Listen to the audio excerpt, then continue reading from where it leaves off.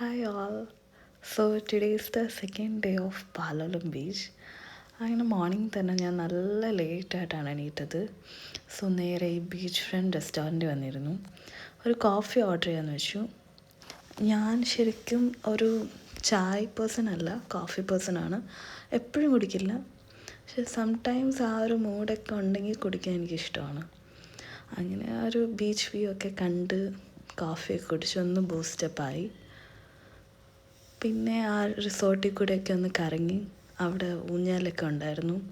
ഞാൻ അതിലേക്ക് ജസ്റ്റ് ആടി. നല്ല വൈബുള്ള സ്ഥലമാണ്, ഭയങ്കര കാമാണ്, വലിയ റഷും ഇല്ല. പിന്നെ ഫുഡ് ഓർഡർ ചെയ്തിട്ടുണ്ടായിരുന്നു. റൈസും ഫിഷ് മാംഗോ കറിയും വന്നു. ദെൻ ഡ്രസ്സൊക്കെ ചേഞ്ച് ചെയ്ത് നേരെ ഈവനിങ് ബീച്ചിലേക്ക് പോയി. ഒരു കുറേ റിസോർട്ടുകളുണ്ട് ഈ ഒരു ബീച്ച് സൈഡിൽ തന്നെ, അങ്ങ് എൻഡ് വരെ. അതുവരെ ഞാൻ നടന്നില്ല. ഞാൻ ഞങ്ങളുടെ റിസോർട്ടിൻ്റെ തൊട്ട് ഫ്രണ്ടിലുള്ള ബീച്ചിൽ കൂടെയൊക്കെ നടന്നു. അവിടെ ഇരുന്ന് കുറേ ഫോട്ടോസും വീഡിയോസൊക്കെ എടുത്തു. നല്ല വൈബുണ്ടായിരുന്നു അതുവഴി നടക്കാനും ഒക്കെ ആയിട്ട്. ഇങ്ങനെ എന്താ പറയുക, ഷെല്ലുകൾ കണ്ടു. പിന്നെ കല്ലുമ്മക്കായില്ലേ, അതിൻ്റെ ചെറിയ ബേബി അതൊക്കെ കണ്ടായിരുന്നു. അതായി വരുന്നേ ഉള്ളൂ, അതുകൊണ്ട് ഞാൻ ഷൂട്ട് ചെയ്തിട്ടില്ല. സോ ഇതാണ് ഞങ്ങളുടെ റിസോർട്ട്. ഇപ്പോൾ ഒരു പ്രോപ്പർ സൺസെറ്റും ഉണ്ട്. എല്ലാവരും ബീച്ചിലേക്ക് ഇറങ്ങി. ദ നൈറ്റ് ക്യാൻഡിൽ ലൈറ്റ് ഡിന്നറായിരുന്നു, ഇന്നലത്തെ പോലെ തന്നെ സെയിം.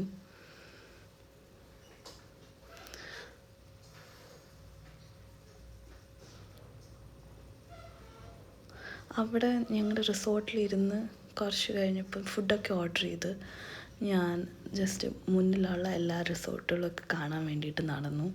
ഇവിടെ എല്ലാം ഓൾമോസ്റ്റ് സെയിം ആണ്. സെയിം മീൻസ് ഈ ടേബിൾ സെറ്റ് ചെയ്തേക്കുന്നതൊക്കെ സെയിം ആണ്. അപ്പോൾ ഇതൊക്കെ ജസ്റ്റ് കണ്ട് നേരെ ഫുഡിൻ്റെ അവിടേക്ക് പോയി. ഫസ്റ്റ് ഓർഡർ ചെയ്തതൊരു പ്രോൺസ് ചില്ലി ആയിരുന്നു. ദെൻ ഒരു ചിക്കൻ തന്തൂരി ആയിരുന്നു തോന്നുന്നു. Yes, chicken tandoori. അവിടെ ഒരു പ്രോൺസും ഫിഷും ചിക്കനും എല്ലാം ലൈവായിട്ട് ഗ്രില്ല് ചെയ്യുന്നുണ്ടായിരുന്നു.